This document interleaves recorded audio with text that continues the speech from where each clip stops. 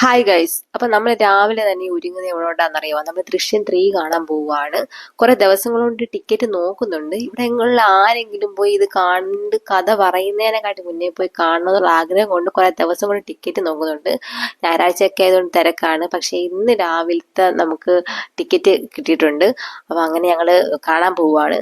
പക്ഷെ ഞങ്ങളെ പറ്റിച്ചുകൊണ്ട് എൻ്റെ ചേട്ടായി ഉണ്ടല്ലോ, ആ ചേട്ടായി ഇന്നലെ രാത്രി പോയി കണ്ട്. രാത്രി അവൻ ഒറ്റയ്ക്ക് പോയി സിനിമ കണ്ട്. വളരെ മോശമായി പോയി എന്ന് പറഞ്ഞാൽ വളരെ മോശമായി പോയി.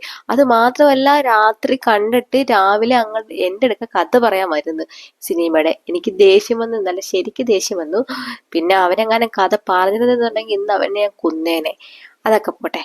രാവിലെ ഞങ്ങൾക്ക് 2 പ്രോഡക്റ്റ് ഒക്കെ വന്ന് കിടപ്പുണ്ടായിരുന്നു ഫ്ലിപ്കാർട്ടിൽ നിന്ന്. അപ്പോൾ അതൊക്കെ അൺബോക്സ് ചെയ്യണമെന്ന് വിചാരിച്ചതാണ്. പക്ഷെ അതിൻ്റെ വീഡിയോ എടുക്കാൻ കറക്റ്റായിട്ട് പറ്റിയില്ല. നെക്സ്റ്റ് ഡേ ഞാൻ അതിൻ്റെ വീഡിയോ ഇടാം.